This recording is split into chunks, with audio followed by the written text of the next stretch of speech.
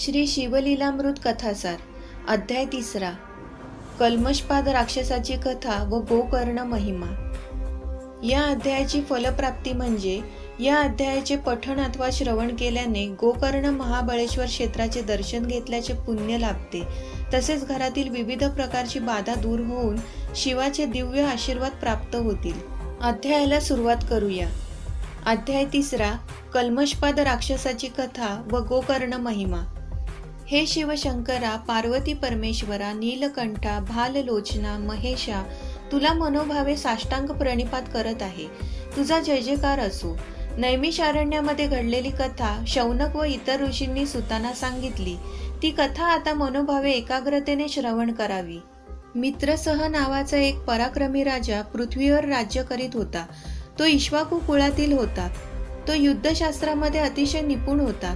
तो निर्भयपणे लढाई करत असे। त्याच्या पराक्रमापुढे कोणाचे काहीही चालत नसे। त्याने अनेक राज्ये जिंकली होती। त्याच्या योग्यतेचा प्रतिस्पर्धी आता राहिला नव्हता। या राजाने वेदशास्त्राचे सखोल अध्ययन केले होते। त्यामुळे त्याला वेदांतील प्रमुख सूत्रे ज्ञात होती। अंतरंगातील सिंहासनावर बसलेल्या ईश्वराला जाणण्याचाही तो प्रयत्न करत असे। एके दिवशी राजा शिकार करण्यासाठी वनामध्ये आला। हाकाऱ्यांनी नेहमीप्रमाणे सर्वत्र मोठमोठ्याने हाके घालायला सुरुवात केली। वाघ, सिंह, कोल्हे, लांडगे, हरणे, माकडे, वनगाई अशी जनावरे वाट दिसेल तिकडे धावू लागली। राजा उत्तम शिकारी होता। त्याने अचूक नेमाने अनेक पशूंना ठार केले। आकाशामध्ये विहार करणाऱ्या अनेक पाखरांना देखील राजाने मारले। राजाचा एक बाण एका बलाढ्य राक्षसाला लागला आणि वर्मी लागलेल्या घावामुळे राक्षस ताबडतोब गतप्राण झाला। हे दृश्य लांबूनच राक्षसाचा भाऊ पाहत होता। काही कारण नसताना आपल्या भावाचा राजाने वध केला हे त्याने जाणले। त्याच्या मनामध्ये क्रोधाग्नी भडकला। या राजाचा मी सूड घेईन अशी त्याने प्रतिज्ञा केली। इकडे आपल्या इच्छेप्रमाणे खूप शिकार करून राजा मित्रसह याने आपल्या नगरीत आगमन केले। आपण मारलेल्या राक्षसाचा भाऊ आपला सूड घेणार आहे याची काहीच कल्पना राजाला नव्हती। परंतु राक्षसाच्या भावाच्या मनात क्रोधाग्नी सतत प्रज्वलित झालेला होता। एके दिवशी तो राक्षस आचार्याचे सोंग घेऊन राजाकडे आला। त्याने राजाला आपली ओळख करून दिली। पाककलेतील अनेक पदार्थ आपण उत्तम करून देतो याची माहिती सांगितली। आपण माझ्या हातचे पदार्थ खा आणि नंतर मला आचारी म्हणून कामावर ठेवा असे त्याने सांगितले। राक्षस हा आचार्याचे रूप घेऊन आलेला आहे याबद्दल राजाला काहीच जाणीव नव्हती। राजाने या आचार्याने बनवलेले भोजन ग्रहण केले। ते अतिशय रुचकर व मधुर होते। राजा तृप्त झाला। त्याने त्या आचार्यास भोजन बनवण्यासाठी आपल्या पाकशाळेत ठेवले। हा राक्षस एखाद्या संधीची वाटच पाहत होता। त्याला आपल्या भावाच्या वधाचा बदला घ्यायचा होता। त्यासाठी तो एक संधी शोधत होता। एके दिवशी वशिष्ठ ऋषींचे आगमन राजवाड्यात झाले। राजाने त्यांचा मनोभावे आदर सत्कार केला। राजाने आपल्या इथे भोजन करण्याची त्यांना नम्र विनंती केली।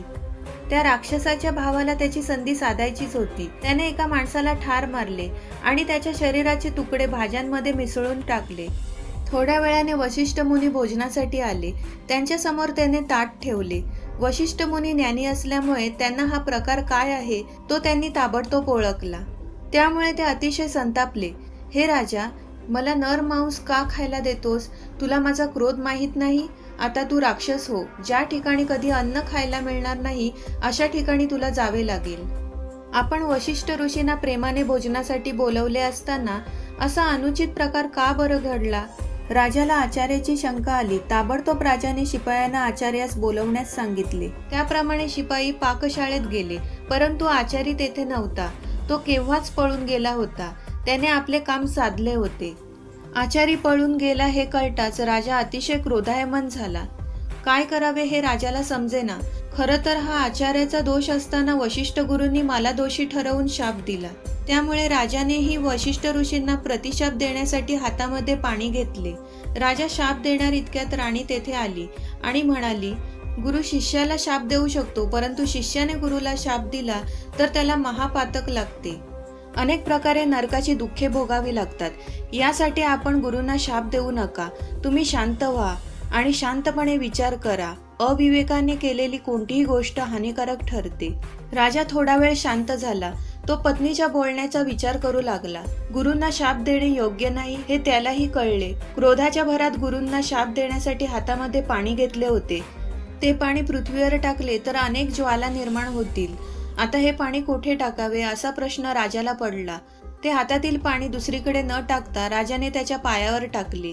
त्यामुळे राजाचे पाय काळे ठिक्कर बनले. गुरूंच्या शापामुळे राजाचे राक्षसात रूपांतर झाले. त्याचे पाय काळे बनल्यामुळे त्याला कल्मषपाद असे नाव पडले. वशिष्ठ ऋषींना हा घडलेला सर्व प्रकार समजला. ही राजाची चूक नसून आचार्याची चूक होती हे त्यांनी जाणले. त्यामुळे राजाबद्दलचा त्यांचा राग कमी झाला. परंतु तरी मुखातून शापवाणी प्रकट झाली होती. ते म्हणाले, माझ्या मुखातून प्रकट झालेले शब्द कधी खोटे होऊ शकणार नाहीत. 12 वर्षांनी तू राक्षसाच्या योनीतून मुक्त होऊ शकशील आणि परत आपल्या स्वगृही येऊन राहू शकशील. गुरूंचा शाप खरा झाला होता. राजा मित्रसह आता कल्मषपाद राक्षस बनला होता. तो आपले राज्य सोडून रानावनात भटकू लागला होता. एके दिवशी त्याला अतिशय भूक लागली. तेथे त्याला खायला काहीच नव्हते. त्यामुळे मिळतील ते पशुपक्षी मारून तो खात होता. राक्षस बनल्यामुळे त्याचा चेहरा कुरूप बनला होता. भूक भागवण्यासाठी मिळेल ते खात होता. कोणताही विचार न करता तो मिळेल त्या दिशेने जात होता. अशात एके दिवशी तरुण ब्राह्मण जोडपे एकमेकांशी गप्पा मारत बसले होते. राक्षसाने ताबडतोब तेथे जाऊन आपल्या पंजात त्या ब्राह्मण कुमाराला पकडले. त्याची पत्नी अतिशय घाबरली. ती राक्षसाला म्हणाली, तू आता राक्षस असलास तरी पूर्वीचा तू मित्रसह राजा आहेस. खरोखर तू पुण्यवान आहेस. धर्मशास्त्राचा तुझा अभ्यास झालेला आहे. काही दिवसांनी तू पूर्ववत होणार आहेस. माझ्या पतीला तू आता मारू नकोस. मारलेस तर पाप आणखीन वाढेल. ब्रह्महत्येचे तुला पातक लागेल. तुझे पुढील आयुष्य चांगले बनण्यासाठी त्याला मारू नकोस. माझ्या पतीला सोडून दे व तुझे पुण्य वाढवण्याचा प्रयत्न कर. कल्मषपाद राक्षस आपला सर्व पूर्व इतिहास विसरलेला होता. त्याच्या मनातील राक्षस भाव सदैव जागा झालेला होता. तो कोणाचे काही ऐकत नव्हता. त्याने त्या तरुण ब्राह्मणाला पत्नीच्या देखत ठार केले व खाऊन टाकले. त्या ब्राह्मणाच्या अस्थी पतिव्रता पत्नीसमोर मोठ्या अहंकाराने फेकून दिल्या. राक्षसाने तिच्या पतीचा प्राण घेतला होता हे पतिव्रता स्त्रीने पाहिले व ती अपार शोक करू लागली. तिच्या मनातील क्रोधाग्नी भडकला. तिने राजाला शाप दिला, हे राजा, माझ्या पतीला तू मारले आहेस. याचे फळ तुला भोगावेच लागणार आहे. तू शापमुक्त होशील आणि घरी जाशील. त्यावेळी तुला कोणत्याही प्रकारचे सुख लाभणार नाही. राणी बरोबर एकांतात तू ज्यावेळी बसशील त्यावेळी अचानक तुझा प्राण जाईल. त्या ब्राह्मण पत्नीने पतीच्या सर्व अस्थी एकत्र केल्या. त्यांना मनोभावे वंदन केले. त्या अस्थी आपल्या अंगावर घेऊन ती सती गेली. तिने आपल्या पतिव्रता धर्माचे पूर्णपणे पालन केले. कल्मषपाद राक्षस असाच रानावनात भटकत होता. त्याचे पाप वाढत होते. बघता बघता 12 वर्षे निघून गेली. तो शापमुक्त झाला. तो राजा मित्रसह बनला. राजवाड्यातील सर्व लोकांना आनंद झाला. राजवाड्यातील पट्टराणी आनंदाने सामोरी गेली. परंतु राजाला त्याचा काहीच आनंद झाला नाही. तो दुःखी कष्टी दिसत होता. राजाचा चेहरा पाहून राणीला काही कळेनासे झाले. तिने राजाला दुःखाचे कारण विचारले. राजाने आपल्या हातून जंगलातील घडलेल्या सर्व गोष्टींचे कथन केले. ते ऐकून सर्वजण दुःखी झाले. आता राजाची वंशवेळ अजिबात वाढणार नव्हती. राजाला कोणत्याच गोष्टीचा उपभोग घेता येणार नव्हता. राजा दुःखी कष्टी झाला होता. राणीने राजास सांगितले, कितीही संकटे आली तरी आपण आम्हाला सोडून कोठेही रानावनात निघून जाऊ नका. शापामुळे राजाचे जीवन दुःखात चाललेले होते. मासा जसा पाण्यातून बाहेर काढल्यावर तडफडत असतो तशी अवस्था राजाची झाली होती. कधी कधी राजा रानात जाऊन एकटाच भटकत होता. शापातून मुक्ती मिळावी म्हणून राजा अनेक प्रकारची व्रते करू लागला. एके दिवशी राजा फिरत फिरत एका अरण्यात आला. तेथे त्याला गौतम मुनी दिसले. राजाने गौतम मुनींना नमस्कार केला. गौतम ऋषीने राजाकडे पाहून तू दुःखी कष्टी का आहेस असे विचारले. नंतर राजाने वशिष्ठ ऋषीने दिलेला शाप व ब्राह्मण स्त्रीने दिलेल्या शापाची सारी हकीकत सांगितली. गौतम ऋषीने राजाची सारी हकीकत जाणून घेतली आणि ते राजाला म्हणाले, हे राजा, मी आत्ताच गोकर्ण क्षेत्रातून दर्शन घेऊन परत आलो आहे. हे तीर्थक्षेत्र अत्यंत परमपवित्र आहे. त्या ठिकाणी श्री शंकर भगवान पार्वती देवीसह ओंकार रूपाने वास्तव्य करीत आहेत. त्याचप्रमाणे भगवान विष्णू आणि अनेक देवतांचे तेथे वास्तव्य आहे. रावणाने देखील या ठिकाणी तपश्चर्या केली होती. तसेच रावणाचे बंधू कुंभकर्ण आणि धर्मनीती न्यायाने वागणारा विभीषण याने देखील या पवित्र क्षेत्री अनुष्ठान केलेले आहेत. हे राजा, या शिवलिंगाची कथा तुला मी सांगणार आहे, तरी एकाग्रतेने त्याचे तू श्रवण कर. गौतम ऋषी म्हणाले, रावणाची आई पूजा अर्चा करीत होती. शिवलिंगाची पूजा नित्याने करीत होती. शिवलिंगाचे पूजन झाल्याशिवाय ती पाणी सुद्धा पित नव्हती. 5 धान्यांच्या पिठाचे ती अतिशय सुंदर असे शिवलिंग बनवत असे आणि त्याची मनोभावे पूजा करीत असे. एके दिवशी ते शिवलिंग शत्रूने समुद्रात नेऊन टाकले. त्यामुळे तिने अन्न पाणी बंद केले. रावणाने आपल्या आईचे दुःख जाणून घेतले होते. तो आपल्या आईला म्हणाला, तू बनवलेल्या शिवलिंगासाठी तू दुःख का बरे मानून घेतेस? तुझा मुलगा तुझ्यासाठी काय वाटेल ते करू शकतो. मी स्वतः कैलास पर्वतावर जाईन आणि भगवान श्री शंकराचे शिवलिंग घेऊन येईन. त्यामुळे तुला अतिशय आनंदाने पूजा करता येईल. रावणाने आपल्या आईची इच्छा पूर्ण करण्यासाठी कठोर तपश्चर्या करण्यास सुरुवात केली. आपल्या 10ही मुखातून तो शिवशंकराची आराधना करत होता. रावणाची तपश्चर्या पाहून श्री शंकर तेथे प्रकट झाले. त्यांनी रावणाला विचारले, तुला हवे ते सांग, मी तुझ्यावर प्रसन्न झालो आहे. त्यावेळी रावणाने शंकराकडून आत्मलिंग मागितले आणि जगातील सुंदर स्त्री द्या अशी विनंती केली. रावणाने तर कठोर तपश्चर्या केली होती, म्हणून भोळ्या शंकराने तथास्तु म्हणून रावणाला वर दिला. तेव्हा शंकराने तेजस्वी आत्मलिंग रावणाच्या हातात दिले. ते दिव्य तेजस्वी आत्मलिंग रावणाच्या हातात देताना ते म्हणाले की हे आत्मलिंग जिथे ठेवशील तेथेच या आत्मलिंगाची स्थापना होईल. तेव्हा रावण म्हणाला, तुम्ही निश्चिंत राहा, मी हे मध्ये कुठेच न ठेवता व्यवस्थित नेईन.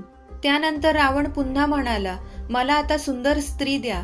त्यावेळी शंकर म्हणाले, पार्वती देवी स्वतः अतिशय सुंदर आहे, तिच्या एवढी कोणतीही स्त्री जगात सुंदर नाही. तेव्हा रावणाने शिवशंकरांकडे पार्वती देवीला वरदान स्वरूपात मागितले. रावणाने तर कठोर तपस्या केली होती, म्हणून भोळ्या शंकराने तथास्तु म्हणून रावणाला वर दिला. रावण अतिशय आनंदी झाला. त्याने एका खांद्यावर पार्वतीला आणि दुसऱ्या हातामध्ये शिवलिंग धरले आणि तो कैलास पर्वतावरून निघाला. कैलास पर्वतावर हाहाकार निर्माण झाला होता. सर्वजण दुःखी कष्टी झाले होते. आपल्या पत्नीलाही देऊन टाकणाऱ्या भोल्या शंकराला काय म्हणावं हे त्यांना कळतच नव्हते. रावणाच्या हातून सुटका होण्यासाठी पार्वती देवी मनातल्या मनात विष्णूचे स्मरण करत होती. हे विष्णू, माझ्यावर तर आता महान संकट आले आहे, तरी या संकटातून तूच मला सोडव. पार्वती देवीची प्रार्थना ऐकून ते एका ब्राह्मणाचे रूप घेऊन रावणासमोर येऊन प्रकट झाले. रावणाच्या खांद्यावर असलेल्या पार्वतीकडे पाहत तो ब्राह्मण रावणाला म्हणाला, तू या कोणत्या कुरूप स्त्रीला घेऊन चालला आहेस? तेव्हा रावणाने ब्राह्मणाला विचारले, तुला ही कुरूप स्त्री दिसते का? ही तर त्रैलोक्य सुंदरी भगवान शंकरांची पत्नी पार्वती आहे. तेव्हा ब्राह्मण रावणाला म्हणाला, अरे तू वेडा की काय?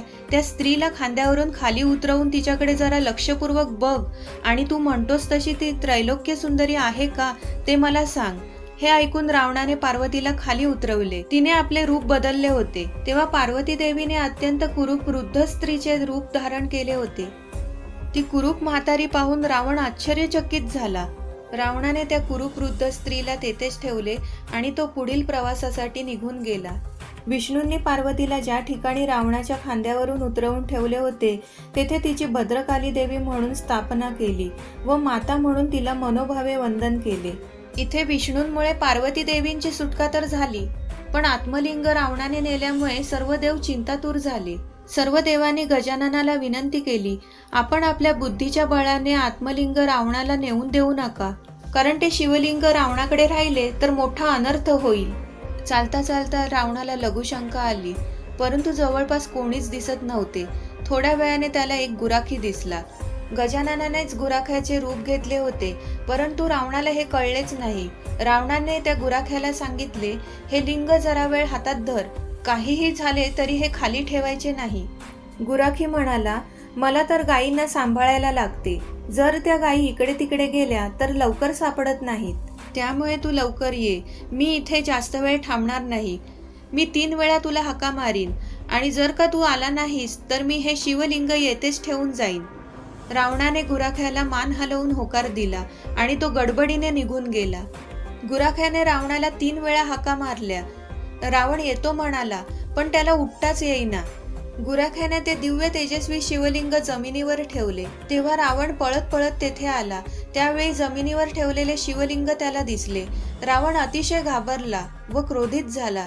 त्याला गुराखी कोठेच दिसला नाही. ते शिवलिंग रावण उचलण्याचा प्रयत्न करू लागला, पण त्याला ते उचलता येईना. रावणाने रागाने त्या गुराख्याचा हात पकडताच रावणाला त्या गुराख्यामध्ये गजाननाचे रूप दिसले. तेव्हा गजानन तेथून अदृश्य झाले. सर्व गायी जमिनीमध्ये लपू लागल्या. तेव्हा जमिनीत जाणाऱ्या एका गायीचा कान रावणाने ओढला, पण त्याचा काहीच उपयोग झाला नाही. त्यामुळे त्या क्षेत्राला गोकर्ण महाबळेश्वर हे नाव पडले. नंतर रावणाने त्या ठिकाणी शंकराची मनोभावे पूजा केली. घडलेली हकीकत आपल्या मातोश्रींना सांगितली. त्यामुळे ती त्या ठिकाणी जाऊन शिवलिंगाची नित्याने पूजा करू लागली. तसेच ऋषीमुनी देवदेवताही तेथे जाऊन पूजा करू लागले. रावणाने येथे अनुष्ठान करून वर प्राप्त करून घेतला आणि देवांना जिंकून बंदिवासात ठेवले. गौतम ऋषी राजाला ही कथा सांगताना म्हणाले, हे राजा, आता तूही गोकर्ण महाबळेश्वर क्षेत्री जा. तेथे राहून तू शिवाची आराधना कर, म्हणजे तू सर्व प्रकारच्या दुःखांपासून मुक्त होऊन जाशील. आता मला जनक राजाने आयोजित केलेल्या यज्ञासाठी जायचे आहे. एवढे बोलून ते निघून गेले. आता राजा गोकर्ण महाबळेश्वरला जाण्यासाठी निघाला. तेथे जाऊन शास्त्राप्रमाणे अनुष्ठान करून त्याने पूजा अर्चा केली आणि श्री शंकरांना प्रसन्न करून घेतले. राजाला न्यायला कैलास पर्वताहून विमान आले. शिवगण उतरले. त्यांनी राजाला विमानात बसवून कैलास पर्वतावर आणले. तेथे शिवशंकराचे साक्षात दर्शन झाले. मित्रसह राजाला मुक्ती मिळाली. तो शिवशंकराची आराधना करून शिवस्वरूपात विलीन झाला. गोकर्ण महाबळेश्वर क्षेत्राचे महात्म्य महान आहे. आजपर्यंत तेथे शास्त्रशुद्ध पद्धतीने अनुष्ठान करणाऱ्या भक्तांचा उद्धार झाला आहे. जो अंतःकरणापासून शिवाची आराधना करतो त्याला शिवाचे दिव्य आशीर्वाद प्राप्त होतात व त्यांचे जीवन आनंदीमय होते. जे शिवमहिमा वर्णन करतात ते लोक धन्य असतात आणि ज्यांना शिवमहिमेचे श्रवण घडते ते सुद्धा धन्य होतात. श्री शिवलीलामृत कथासार अध्याय 3 संपूर्ण. ओम नमः शिवाय.